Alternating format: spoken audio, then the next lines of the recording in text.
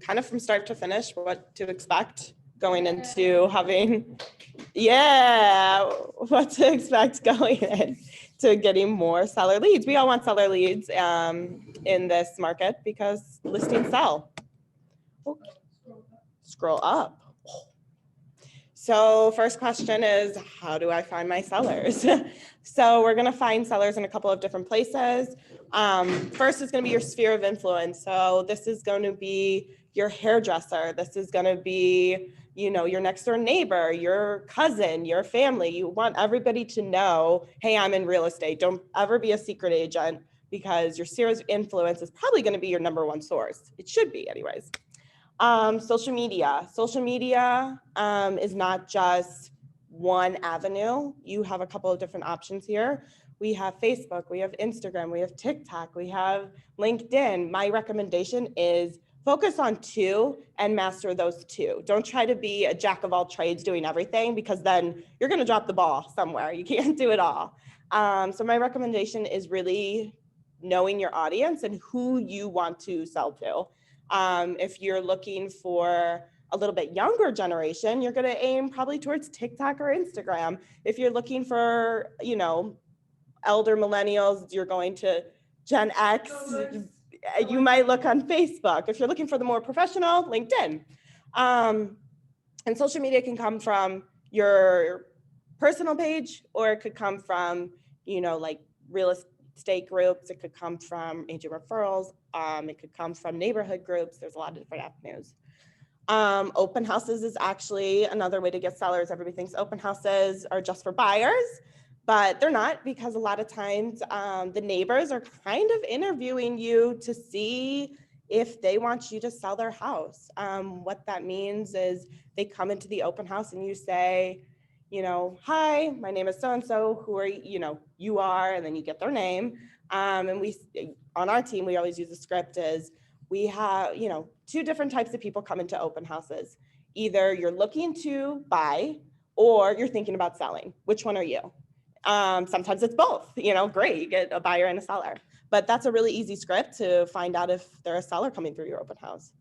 Facebook ads, you don't have to necessarily have a listing to create a Facebook ad.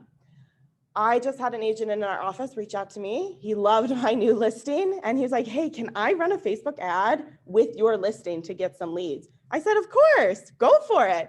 Most of the time people are gonna be so nice. You're advertising their listing, it's on their dollar and you're getting the leads. So that's another way to do it. Command makes it super easy on how to do it. You could say, just listed, just sold, home evaluations, things like that. And like I said, it doesn't have to necessarily be your listing. It could be somebody in our office. That's all you have to do is ask. FSBOs and expireds. We don't see as many as expireds these days, but we can always go back. The best suggestion is to actually go back to before the market went nuts and people were trying to sell and maybe they never relisted. So maybe those 2019, 2018 sellers that were expired but never relisted or sold, those are probably good people to reach out to because, wow, the market is way different when they were trying to sell compared to now. And maybe they just don't realize how much equity they could get. FSBOs, another great thing to do. You can reach out to them through a couple different methods. One way is you can reach out by door knocking. You could just come from contribution. Hey, did you know that you're gonna need residential property disclosure, lead-based paint disclosure, all of this stuff. Let me come from contribution. And then another way you can say is you probably have a buyer or know somebody who has a buyer. Go in on that angle. Be like, hey, I have a buyer that might be really interested. Can I look at your house? And most of the times they're gonna be like, yeah, sure, no problem. And that's a way to get in touch with them. And then mail outs. You need a little bit more work for mail outs. It's a little hard to just be like one and done kind of thing. You have to really focus your efforts in, a particular area and mail out, either home evaluations or just listed, just sold. But if we find that it's more effective when you mail it out on a more consistent basis and follow up rather just mailing it one time and then you never talk to them ever again. Then they're going to throw it in the way, with their coupons. So where to begin? The first thing to begin a listing packet that we call it, or your listing, is you first want to obtain tax and legal from the title company, or just go to Realist. Another option is you could also go to the county auditor. This is important because, one, you need to know who is actually, you get a lead. We want to make sure it's actually their house and they're allowed to sell it. Another important thing to know is you need to know if they're married. Perhaps you're only talking to Mr. Seller, but there's a Mrs. Seller, or they might be divorced. There's a lot of different variables, but in Ohio, if you're married, you have to have 2 people signing to sell. Only 1 to buy, 2 to sell. You might need to know if it's an estate or a trustee. Things go in a little bit different with those. So always good to find that information out rather than going in blind. You develop a CMA, or a comparative market analysis. We usually like to do this within only a quarter mile. Right now, we're only going 90 days out. If you're not finding a whole lot of options that come up for you, then go ahead and expand that out to 180 days. Some areas, if you're out in Geauga County, where it's a lot of land, you might need to go a lot farther than a quarter mile out. You might need to go a mile. You might even need to go to 2 miles out. Make sure that you're actually looking at the homes that pop up. Say that one home is sold for a great price. You're like, yeah, this home's great. It's sold for a great price. I'm going to use it as a comp. But it has a finished basement. Yours doesn't even have a basement. It has all the updates. Yours doesn't have that many updates. Might not be the best thing to bring, because then you're going to get them all excited about a price, and it might actually not ever be comparable. I almost call a CMA like a pre-appraisal, because we want to be showing you comps that actually make a difference and matter. Then you set an appointment to tour the home and meet with the seller to discuss what you found. So obviously you want to get the appointment. A couple questions you ask when you're getting the appointment: what updates have you made since purchasing the home? That also gives you a better idea of how to pull comps and price. Is there another decision maker? It could be a son and their dad is really important to them. So that's another thing to always ask. Is there another decision maker that will, needs to be present in this discussion? And then get that appointment to tour the home. That's what you want most. How do you determine comparable property and pricing strategies? We kind of just talked about this. So repeating a little bit. So you're going to pull your active pendings and solds. Like I just mentioned, we're pulling a 90-day, 6 months maximum. Right now we have so many houses that are selling that the 90 days is probably the best window, but if you're not finding them, go ahead out to 6 months. Distance, like I just talked about, quarter mile if you need to go farther. Like in Geauga, go farther. Style of home, if you're selling a ranch, try to find a ranch. Don't find a giant colonial. That's not comparable. In some of these neighborhoods, it's hard because there's a development here, and then right next door, it's a bunch of older homes. So try to know what home you have, which goes to year built. Again, you might have a development here and then a bunch of older homes here. Try to, narrow it down to the similar type of style. Square feet, just a range. Don't put in the exact square footage. But if you are selling a little 2-bedroom that's only 900 square feet, probably don't pull a comp that is, 12, 1,000 square feet. It's not going to work out. Number of bedrooms and bath, just give a range. Most of the time it's going to be 2 to 3. But if you are selling a 2-bedroom, like I just mentioned, try to find a 2-bedroom. It will do you a favor. You might not be able to find it, that's fine. But do try to do that. And then again, number of bathrooms. If your house only has 1 bathroom, there's a big difference between 1 bathroom and 3 bathrooms. And then acreage, especially we were just talking about rural areas. One might have 5 acres and one might only have, a half acre. That makes a big difference. So make sure you're paying attention to what your listing actually is. Listing presentation. The importance of the listing presentation is to set yourself apart. So going into the listing presentation, you have to know what your mission, your values, and all of that is. What makes you different. Just don't say, I sell houses, it's cool. Like, what actually sets you apart? Part of that is your personality, try to understand who you're selling to.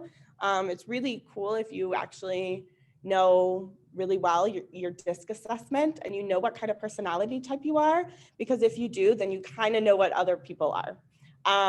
And say, you're going into an appointment and they're a really high C, you might need to really get down into the nitty gritty of the analytical data and here's the dates and everything like that. If it's, somebody who's an I, you're going to have more of a social interaction. It's more of the social thing that you want to talk about. So just make sure that you also know that going in as well. And that goes into setting expectations. What you want to do is make sure that you set expectations and how they like to communicate. One of the questions I always ask, what do you prefer? Do you prefer text? Do you prefer email? Do you prefer a phone call? That way they know how to reach you, you know how to reach them, because you might have an elderly person who really doesn't want to use text, never checks their email and needs that phone call. And here you are texting them, that's gonna lead to a not so great situation. And then setting expectations around timeline. Hey, this is when you can expect photos. This is when you can expect, you'll be active in the market. This is when you can expect the open house. That way they know what's going on, you know what's going on, and everybody feels comfortable. Discover your client's objectives, motives, and needs. This differs for every client. So perhaps your client is selling because it's an investment property. That's very different than somebody who lost their job and now needs money. We really need to know what their needs are, especially in this market. Some people are selling their houses and they need a place to go. That's something you need to know. If they need another place to go, you might have to set up that expectation that, okay, you're going to need a longer close. And that's important when you advertise the listing. Hey, this person needs a longer close. Educate your client on the market and the process. That comes down to your listing appointment and kind of setting those expectations. What can they expect from you? What can you expect from them? How it all works. I recommend using a flow chart. This is where we begin. This is the next step. And you kind of leave that with them so they know every step of the way what's going on. Tour the home, find details, updates, ask questions. Like I mentioned before, it's always good to know ahead of time what kind of details updates they've done prior to going. That helps your pricing. But people love to talk about their houses. They're like, this was imported from Italy and it's so great. So what I always do when I go to a listing appointment is I first tour the home, go with them room by room, kind of seeing any updates. They're not taking a real long time. But that way you're also kind of getting to know your client better. Building that relationship there. You could say, you're going into a room and you see something from a school and you're like, hey, I went to that school. It builds that relationship there too. And that way it can better help your pricing.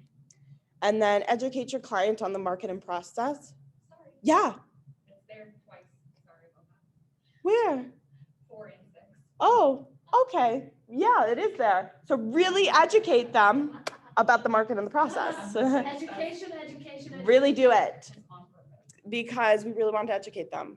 I guess I could talk about a little different, you can always talk about how fast the market's moving right now and having the clear expectation around, hey, if we list on a Friday, you're probably going to have crazy amount of showings, and you probably need to be out of your house for the entire weekend. That's an expectation about the market, because if you don't set that up and they're like, oh my gosh, I have no place to go for Fido and Susie, my animals, they're a little bit frustrated with you. Okay, so yeah, they want to list with you. Great, you won the listing appointment. What happens now? You get the details from the seller. When do they want to list? When do they want to move? We already talked about getting the updates and all of that, but those are important things that you need to know so you can best schedule. Other details you might need to know: do they work from home? Because if you're showing up and trying to do photos and they're in the middle of a Zoom meeting, probably not the best situation. Sometimes you'll have a seller that the home is tenant occupied. You need to know that because you need to give them 24-hour notice. So the little details really matter. Then you schedule listing photography. Hopefully you have a photographer. If not, always reach out to people. They can give you their recommendations.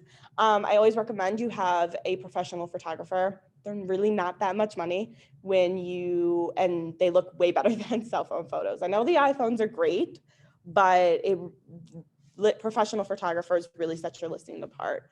And it's going to make it really shine and get people into the door, which is the ultimate goal. Then you input it into the MLS, set up showing time instructions. This part can take you a little bit. First, you want to make sure that you have done, if you're new, that you've done the MLS input class. If you haven't, you will not be able to input, and then everybody will be really upset. So make sure you have that MLS input class done. They have a schedule on there. Just want to throw that out there. Some of the things you're going to be inputting in is rooms, room sizes, types of floors, appliances included. Those are all things that you really need to know. That goes back to the details. You need to know what appliances are staying and not staying. Because if you just check washer, dryer staying because they're in the house, but they're like, hey, I want to take those with us, leads to a not so great situation. So the more you put in, the better your listing will be. Put what's excluded. Go in, and when you're getting your photos done, measure the room, give the room sizes. That really helps people not showing up to the house and saying, this room is too small. I mean, they still will say that, but at least you had the room measurements in there for them ready to go. Pay attention to the types of flooring. Don't say that a room is carpet when it's hardwood. Or maybe some people really just love hardwood and you have beautiful hardwoods. Put that in there.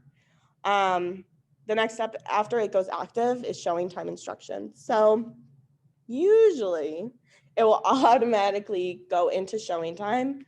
However, in this market, you can't move fast enough for people. So just prepare to do it manually. So you go into showing time and you will enter in a listing. You'll need, the MLS ID, active date, all of that information, and put that in there. Because sometimes it'll go there automatically, but it's not automatic because you have to still confirm everything. There's a couple of different options for showing time. One is a go and show. So if it's a vacant property, you don't need anybody to approve it. You can still set up notifications for you and the seller, so you know who's going in and out of the house, but no one has to hit yes, no one has to answer the phone. Second is a courtesy call. Say the seller is, isn't here currently, they're on vacation, but they still kind of want to know a little bit more. Showing time will call them and be like, hey, someone's going to your house at 123 Main Street at 5 p.m. Not many people do that, but because when it's a go and show, they still get notified. If it's an occupied home, it's going to be appointment required. And there's two different types of appointment required. One is appointment required by any. So if it's a husband-wife, if wife approves it, it's good to go. But say they don't really communicate that well, you might need an appointment required with both. Something to keep in mind with tenants, make sure you have that tenant info in there. Get their contact information, find out how it best works for them. Minimum in the state of Ohio, we really do need to give 24-hour notice. Some tenants are cool with next day notice. Some tenants are cool with only a couple hours notice. Have that conversation with that tenant. Don't be scared to talk to the tenant. They don't bite. So that will just better set up everybody for success. But do have your sellers on, if it's a tenant occupied, do have your sellers on it. So they kind of know maybe your tenant is going crazy denying everyone. That way the seller knows what's going on in the picture. The next thing is marketing, sign, lockbox. What does your marketing look like? You might put it on social media. You might do an email blast. You might go Facebook Live. Make sure you have your sign in the yard. Make sure your sign is compliant or Katie will not be happy. Don't put a non-compliant sign in. Have your lockbox ready to go. Make sure that's something that your sellers are comfortable with too. Not all sellers want a lockbox, especially going back to tenant occupied. The tenant might have to let them in. Tenants are a little funny about having a lockbox on their door, and rightfully so. So make sure that you have that clear conversation about what they want. The easiest route to go is obviously a lockbox and explaining that only licensed agents in the state of Ohio will get that code. Nobody's just going to wander off the street and, open your lockbox and go into your house. That makes it easier for showings. what goes into the MLS. Wow, I just talked about this, but yeah, so going back to the conversation of what the MLS looks like, we have, don't forget to include your photos. The first photo has to be the front of the house. So you might have the most beautiful garden in the world. You have to have the front photo first. Also, don't have your sign in the photo. It will get taken down so fast, so don't do that. And because then you'll have to go out and take a new photo, and nobody wants to do that. General info about the property, that's what we're talking about, room sizes, you know, all of that good stuff. You write your blurb up, try to make it as fancy as possible. You know, gleaming hardwood floors and, minutes to this. When you're writing your write-ups, make sure you're being very conscious of fair housing and possible fair housing violations. It's really easy to say things like walking distance. Not everybody can walk. So let's just kind of err on the side of caution and say just minutes from, around the block from. Those are facts. They're, everybody can be just minutes from, around the block from, but that way we're not, excluding anyone with, intention, unintentionally. Make sure you have all your disclosures ready to go, or agents will call you a lot wondering where they are. So making your life easier and those buyer agents' life easier, you want to have your residential property disclosures in there. If applicable, your lead-based paint, that's 1978 and older homes. You can have lead-based paint in there still. If it's a newer home, it's okay. HOA information is the most common thing left out. You need your condo addendum, and then get those HOA docs in there. The buyers need to review those. So make sure that you have those in there. Some other things that you might also put in the supplements include, if you did a floor plan, you need to prove that the floor, the measurements are greater than the auditor said. Put that floor plan in there. ABAs sometimes go in there. That way it's just not, you're asking for it at the last minute kind of thing. Something that we put in that is super beneficial, especially if you're on a team or you have a licensed admin, is your agency disclosure already filled out. You need to have anybody who has like direct information contact on your listing on your agency disclosure. So if it's you and a licensed admin, you both need to be on that agent line, and it needs to be properly filled out. So go ahead and fill that out for people and they can fill in the rest. Don't have your seller sign it. They sign it after, but just put a blank one up there already filled out for that part. That way agents know who to include on that agency disclosure and you make sure you're covered. Another thing that you might include is, say they're offering a home warranty. Go ahead and upload that home warranty application in there. That way it's ready to go for the buyers to sign and you're not like scrambling to get it in there last minute. Open houses and scheduling showings. We talked a little bit about this, about showing time and how that works. Make sure you know how your sellers want to accept showings.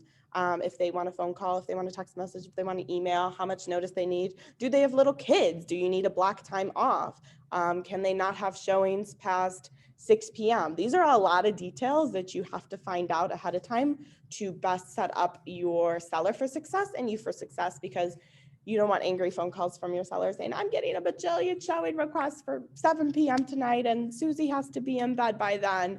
Just go ahead and block that off. And that way they just don't even get bothered. Open houses, not everybody feel comfortable with open houses. So make sure you don't just schedule one without your seller's prior consent. You always want to, illustrate the benefits of open houses, but not everybody's going to be comfortable with it, and decide on a time. The best times are going to be your afternoon times. You're going to want to do probably 2 hours. You want to do 12 to 2, 2 to 4, 1 to 3, anywhere in those range, Saturday or Sundays. I've seen both very successful. And if you're still on the market on a Tuesday or whatever, you can do a broker's open, but have that conversation again with your sellers. Especially with people working from home, Tuesdays in the middle of the day is a little bit more difficult to navigate in a timeline. So just have that conversation with them. Preparing your clients for showings, kind of like we were talking about. Be ready to show the houses. So that means you're putting away firearms, make sure that they're in a case locked. Jewelry, you don't want anybody coming back to you and saying, this person stole my jewelry. Make sure you tell them, put all that away. Medications. The biggest thing that I see in houses is you want to declutter. Clutter gives you more, less equity in your house. The more people can see, the more money you'll get. It's always true. So I have like a little checklist, and you could even search online, prepping a house checklist to give that to your clients. It says things like clear the counters, make sure the bathrooms are clean. You don't have dirty laundry all over the floor, because that's gross, but that's how people live too. So, we understand life happens, but we want as less clutter as possible, and make sure that you probably want to have that conversation even before photos. So you don't have a bunch of clutter in your photos. Set expectations. We were talking about who needs to approve these showings. Does anybody need to approve these showings? How much notice is needed? Is it, you need a 2-hour notice because you're home, or are these people really flexible and they're planning to not even be home all weekend? If it's vacant, obviously you don't really need approval to go. Offer deadline.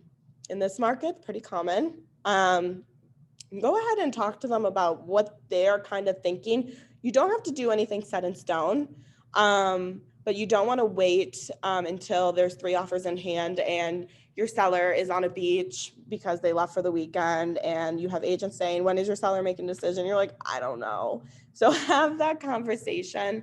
I can tell you what I usually do is listing on a Thursday or Friday. My deadline is usually Sunday evening. Seller to make a decision either Sunday evening or Monday morning. Because if you have a deadline at 8, it will take you probably about 10 o'clock at night to finish up. And we can kind of go into why that takes so long. But I do always say that the seller reserves the right to accept an offer prior to the deadline. So say that your seller gets an amazing cash bajillion dollars over asking, they can stay for free. They might be like, you know what, I want to come home. I'm done. Like, that's great. But you don't want to make agents angry by saying there isn't a deadline of 8 p.m. and then they didn't get to submit. So make sure you always have it in there that the seller reserves the right to accept an offer at any time. Where you're going to want to put that is in the broker comments. The other place you want to do it is send a notification via showing time. Once you have a bunch of showings scheduled, go ahead and email that notification out for people so everybody knows. So that way they can't say they missed it. People will still say it, but it's fine. Are you holding an open house? So first, you want to add the open house to the MLS. Make sure it's correct, because it's very hard to go back, because it automatically syndicates out to a bajillion different property websites like Zillow, Realtor.com, all the third-party sites, all that good stuff. So make sure it's correct, or else people will just be showing up at the wrong times. Prep your materials. How do you want to host your open house? We see agents host it in a variety of different ways. We see agents adorably make cookies and set up the cutest little thing. Do you want signs? Do you want balloons? Do you want brochures? Recommending always do your directionals. It gets people street traffic, especially going into hopefully these warmer months. You will have some foot traffic. These could be potential buyers. These could be potential sellers. Brochures are always helpful for people to be able to take away. But another thing that you might, always want to do to get people to sign in is you could have them sign in a variety of ways, via online, via a sheet, whatever you want, but it's a good idea to get them to sign in, and then you can get them the additional info that way. That's a good way to capture information. Go ahead and door knock. Just go around the neighborhood and say, hey, I'm hosting an open house in 20 minutes. I would love for you to stop by. A lot of times neighbors are nosy anyways, and they're going to come. So it's just better that you just invite them, and then you're a friendly, familiar face, because you never know, they might be thinking about selling. But yeah, they're probably going to come anyways. Arrive early. Try to arrive 30 to 45 minutes early. Be aware of sign ordinances and put directionals out. HOA communities are very, particular about signs, don't go sticking a bunch of directionals in the community because then you'll make people really mad. So just make sure you know that information. And then arriving early is always good because you do have those early birds that get there. It gives you time to set up the house. I always want to open up blinds, turn on lights, say they were cooking something before you got in there and it still smells like it. You open up the window maybe. Just set the house up to be presented in the best possible fashion. Be safe, park on the street and be aware of your surroundings and have a plan. So important because you're sitting in a house all by yourself. If you're going to a place that you might not feel necessarily comfortable about, ask another agent to go with you. Tag team it. We do a lot of tag teaming of open houses all the time. And then let people know that you're going to be there. Don't let yourself get, blocked in. Same rules for showings. Don't go, going down to the basement first. Let them go down. Don't, walk into the room first. Let them go in first. All those safety things still apply to open house even more so because it is literally open to anyone can walk in off the street, which is why it's so important to make sure that people also sign in. They might say they're working with an agent. Great, write your agent's name down. Like, that's okay to ask. Lock up and follow up. Check to make sure all doors and windows are secure. That's super important because you don't want them to say that you left the door open and, somebody came in and got in. So if you did open that window in the kitchen because they were cooking something, make sure it's closed, make sure the lights are off, make sure the house was exactly how it was when you got in there. And then follow up with those leads that you got. We always do want to be respectful of, agent relationships. So if they gave you an agent's full name, they're probably working with that agent. I will still send a thing like, hey, thanks so much for, coming to my open house. Have your agent reach out to me if you have any questions. That way you're still touching base with them because you never know. They might not love their agent and then they might want to reach out to you. But it is a good idea to reach out immediately so they have your information. And a lot of times when people do have questions, it's like as soon as they leave. So that way they can ask you any questions they might have. Multiple offers received. So how are you going to track all these offers? Because you're getting a bajillion in at the same time. How are you going to track them? I use a spreadsheet for all offers, and it's a Google Doc spreadsheet, so I can invite my clients into it as well so they can see what's going on. Put agent's name, put price, put closing dates, put financing type, put the lender, title company, inspection type, all of that good stuff, all broken down in a nice, easy format. And then as offers come in, I put it on the spreadsheet and I share it with them. So they're getting every time that there's more offers, I'm sharing that with them. And that makes it easier for you when it's time to actually talk about these offers. Then you can pull up this spreadsheet and talk about each individual point. And any special, information that might be important. And it keeps it kind of very black and white rather than touchy-feely kind of thing. Negotiate with offers based on seller's needs, exactly what we were just talking about. It keeps it very black and white. It's really important to them that they have to stay there for another 60 days. Well, if you get offers that are closing in 30 days, that's not going to work. You probably should have already told people that ahead of time in the MLS. That's always important to, give as much information as possible. But some people just don't listen. They're hoping that their offer will be enticing enough. But if they don't have a place to go, they don't have a place to go. So they might have a really high, wonderful offer, but if it's not in their timeline, it doesn't really matter. But this is a time that you can actually go back to agents, especially when the offers are coming in. You could start to gauge what kind of things are going on. Say you see an offer come in that's high, but it doesn't match another favorable term of another offer. I will ask my sellers, hey, do you want me to go back to this offer that just came in and see if they can match this term? Your sellers will always say yes. And the buyer's agents will always be grateful that you gave them an opportunity to better their offer. The next step is to accept the offer. So once you accept the offer, you want to send a copy of the executed contract to the title company involved, the lender, If you have that information, sometimes the buyer's agents will send the information to the lender. You want to make sure that the sellers receive a copy, and you want to make sure that the buyer's agent also receives a copy. That way everybody has it and all necessary parts for it. Make sure that you realize that it's not fully executed until everybody is fully signed. So if there was a change to the contract and it's struck out and your seller's initialed, the buyers also have to go ahead and initial that. So make sure that you're not preemptively jumping the gun and marking things contingent and sending things out when maybe they might not have agreed to that term. They might have verbally, but you need it initialed off. And then the next thing is change the status. Could be a conversation that you have with your sellers. If there are, inspections or appraisal or something like that, you might change it to contingent and still allow showings. However, they just might want it to go straight to pending, and that's okay too. So just make sure you have that conversation of what they would prefer.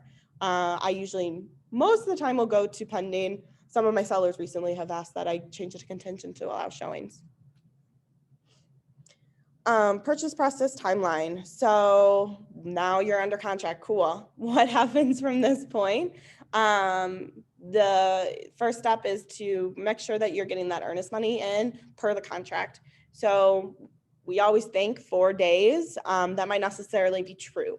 If your sellers agree to a contract, it might be the earnest money is after inspection. So make sure you know what that is. So you're not like, it's been 4 days, where is? And they're like, it says after the inspection. Been there, that's awkward. Then if you don't have it in that time period, follow up every day. Like you might seem a little psycho, but you're doing your due diligence to follow up every day in writing to make sure that you get that earnest money in. Once it's in, make sure you share a copy with your seller so they know what's in. The next thing is inspections. So ensure that it happens within the proper time frame. Follow up to find out when the inspection is, and set your sellers up for success with inspections. Tell them kind of what to expect. Make sure that, things are accessible. If they have, attic access, make sure a bunch of stuff isn't blocking it, or else a bunch of their stuff is going to get moved. And set the expectation that it's probably going to be 2 to 3 hours, sometimes more, because we don't want people coming home in an hour and be like, they're still here. So setting that expectation of what they can expect, and then making sure that you get that approval. Even if it is a vacant property, make sure that you are telling them when it's happening. They don't necessarily might have to give their approval, but you definitely really need to tell them when it's happening so they're not, unaware. After that, you're going to have negotiation, removal of contingencies of an ROC. A lot of times in this market, we're not seeing that as much, but it still happens. So this is, the buyer is asking for, you to ground all the outlets in one particular room. That might be something your seller is willing to do. It might be something your seller is like, I don't even live in the state. I don't have the capacity to do that. And you might talk about a credit. And it might be something that your seller is not willing to do. A lot of times in this market, we're seeing inspections for informational purposes only and that kind of stuff. So it makes our lives a little bit easier at ROC time, but you're still might get something like that. The next step is your appraisal. You definitely should be there, especially in this market when things are going so high over asking. You really need to advocate for your client. Of course, appraisers are licensed in the state of Ohio, so that's good, but you still want to bring comps. They might not take them, so don't get offended, but you should go ahead and take some comps with you, show them where you got your pricing from. The other important thing is to really know the appraisal process. Some people just think that there's houses that sold by for a high price and that means I'm going to get it. You really should know the appraisal process to best set yourself up for success. That is, knowing the type of value they give for a lower level, knowing the type of value they give for square footage differences, knowing the type of value they give for patios versus non-patios. All those little things really affect your appraisal. This market is crazy, yes. we're seeing more and more people not appraising. I want to say probably half of my deals last year did not appraise, which means when that happens, you need to have that conversation. If it doesn't appraise, now we're getting appraisal gaps, great.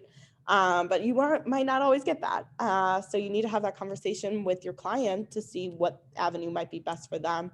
Can the buyer come up? Can the seller come down? Should we just go back on the market and try again? Do they need to try a different financing type?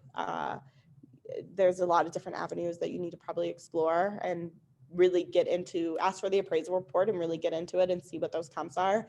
I will say you can try to fight it. Most of the times it does not work, but you're welcome to try. Lending docs, loan approval. You need to stay on top of I know it sounds crazy, but you have to stay on top of the buyer and the buyer's agent to make sure that their loan is processing efficiently. They do have dates that they have to commit to for, loan to commitment and loan approval. So you have to make sure that things are moving smoothly on the lender end, making sure you're doing those check-ins with lender and title to make sure that everybody gets scheduled and everything like that, which leads to clear to close. You can't get scheduled to sign, the buyer can't, until you have that clear to close. How do you get to that clear to close? Make sure that any point of sale violations are done. A lot of times lenders will need those to be done in order to get that clear to close. Make sure that, they're staying on track on their end and you're staying on track on your end. Buyer walkthrough is one of the last steps. Make sure, in this market, it's a little hard. So sometimes they're going to be there after. Sometimes you're, not moving out. Try to have the buyer schedule it as close to the seller's move out as possible within the closing period. And it's usually a quick thing, but just it's letting their seller know that, hey, maybe if they did damage something while they were moving out, they need to fix that. Or they're checking to make sure that the included items in the sale are still there. And then closing, title transfer, and possession date. So once they sign off on the walkthrough, you're going to get to your closing. Your sellers are going to be scheduled to sign with a notary. That could be in their house, that could be in the office. It really varies. You don't have to be at the closing table with them. Some people do, but you don't have to be. After that, set them up for the expectation of what title transfer looks like. Sometimes they think right after I sign, it's transfer title. That's not necessarily true. Both parties have to sign, has to get to the county, has to process, funds have to come through. Let them know that I will let you know as soon as I know that it's transferred. Once it's transferred, it's officially not yours. You have to set them up for success, making sure that their utilities are out of their name and the buyer has them set up for themselves so gas isn't getting shut off, but making sure that your seller's not getting charged for utilities. Water's the tricky one. You have to usually wait a couple of days after title transfer to transfer water and sewer, and make sure that they know that as well. And then possession date, it might be the same day as closing. We do see that a lot, that when it closes, the buyer goes immediately that evening and gets the keys. However, in this market, we're also seeing that, sellers are staying a little bit longer.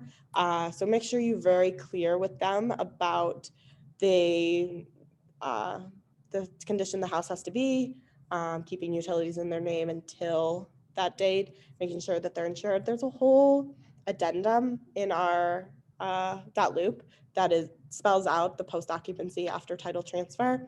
Just make sure your sellers are keeping to that and make sure that you have that signed by both parties if that's something that you negotiate for your clients. Communication is key. So we talked about this in the beginning a little bit. You need to stay in touch with your clients through every step of the process, weekly updates, at least if the home doesn't sell right away. Usually the home should sell right away. If it doesn't sell right away, you probably need to do a market check-in with them and give them an in-depth look at pricing and if pricing needs to be adjusted, because it probably does. It's really important that you get that feedback from the agents that showed the house. So say they don't leave feedback through showing time, go ahead and call them and get that feedback in, because that's only going to help you have that conversation with your seller. You always want to stay one step ahead. So you always want to say, this is what to expect next. You don't want to ever say, that, you know, you don't want them reaching out to you and like, okay, what's next? Like, what happens now? Say, this is what you can expect next. And it's really helpful to give them a clear, especially when they're under contract, a clear outline of all the processes and all the stuff that is going to happen now and who's going to reach out to you when and what to expect. Over explain, answer questions, prepare for every step. That's what we were talking about a little bit. You just need to prepare them every step of the way. They will ask you a lot of questions. It might not be a question that you can even answer. Say if it's a title, you know, a title company question, go ahead, tell them, hey, you know, that's really not my wheelhouse. That is a question for title, and that this is your, but give them, this is your title person. Make sure you know who your people are. Communicate with title and lenders / agent weekly. Continue to do those check-ins. Hey, are we still on track? Hey, has your buyer made loan application? Hey, has scheduled been, you know, as everybody is scheduled to sign? That way you're not, you know, 2 days out from closing and the lender's like, oh yeah, they're not good to go. Then everybody's upset. So the more you check in, the more you stay on top of things, the better the transaction will go. And if something does come up that's a red flag, you know ahead of time. If the market has shifted to a buyer's market, prepare to communicate about price adjustments if needed. This is exactly what we were just talking about. If the house is sitting on the market right now, you need to have that conversation about a price adjustment. You don't see it as often, but it will eventually happen. That's why feedback is so important. And that is why it's a good idea. We would usually send a weekly email about like, hey, this is what's going on in your small market. And then send a bigger check-in 30 days, 60 days, 90 days every month. Okay, so you're at the clear to close. So know the financial stage, stay in communication. Like I said before, we want to stay in communication with that lender and know exactly where the buyer is at in their loan process. So there's no surprises at the closing table. Delays happen, stay on top of the details, prep your client ahead of time for that possibility. I always prep for delays, especially for the seller, and if they're buying and selling at the same time, I give a couple of days wiggle room and I negotiate for their sale to give them that wiggle room just in case there are delays and it's a domino effect. We don't want that. Prepare for closing. That's what we were just talking about with utilities. Make sure they get their final readings so they can prove that the utilities are off. And then, do not stop until the day of possession, which we talked about before, that, you know, they wanted to until possession. Sometimes possession is the same day as title transferred, so they can stop it then. But if they're staying for 2 weeks, 2 months, they need to keep those utilities in their name or they're going to have gas turned off on them. And then celebrate, attend the signing with the sellers when possible. We talked about you don't have to, you can if you want to. I always stop by after they signed, usually with a gift. Sometimes our sellers get left out because we're not giving them keys and that kind of stuff, but you should still celebrate with them. So either visit them in their new house or see them before they move away. It goes a long way, and then they remember you even more. Post-close, what to know. So what we were talking about, visit them at their house right before they leave or something like that. Like we said, a lot of times that the sellers get forgotten. It's easy to give a buyer a closing gift because you're giving them the keys. Here's your closing gift. Don't forget about those sellers. Those sellers are also a referral source. You should always be grateful and give them a gift. You don't have to give them anything major. You could even just give them, you know, a bottle of wine and just be like, thank you, I appreciate you. Social media posts for closed. So you could get, you know, when you're there, you could ask them for a photo in front of their house. We see a lot of times more buyer photos than seller photos, but you still want to advertise. So you could even just do, you know, a Canva just sold kind of thing. Or use it through command and make a just sold kind of thing. There's a lot of different options, but make sure you post them because that really gets you recognition. Like, hey, not only am I listing houses, I'm also selling them. You want to ask for those reviews. Focus on where you really want your clients to look. Try to get as the top places. So for me, my most important is Zillow. For you, it might be Google. So make sure that you're really asking them. I always ask after they've moved or in that time period before they move if they're post-possession, because while they're moving or right after closing, they're so busy with a bajillion other things that they're going to forget. So I always send it in text if they haven't already left a referral. I mean, a review. But the other thing you can do is ask for a review every step of the process. So when it appraises, yay, can you give me a review? We got the clear to close, yay, can you give me a review? You might get the review ahead of this time just by constantly asking for it during happy parts of the transaction.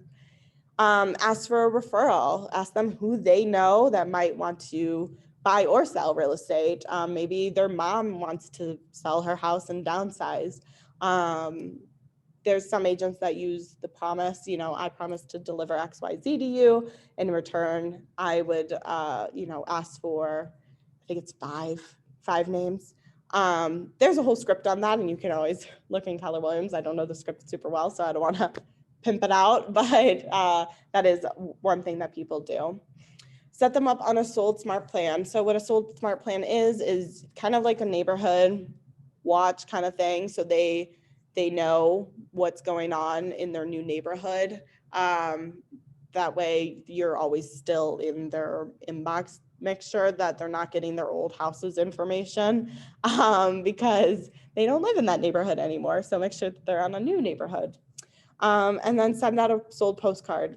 Again, you probably want to do this if you are doing it more heavily. Of course, you can do it just one and done, but it works most efficiently if you are sending them out repeatedly. After that, I find what works best after it's sold is probably calling people or door knocking with people, saying, hey, I just sold this house, and having that in-person conversation rather than a postcard. Questions? Okay. That end. But I don't know.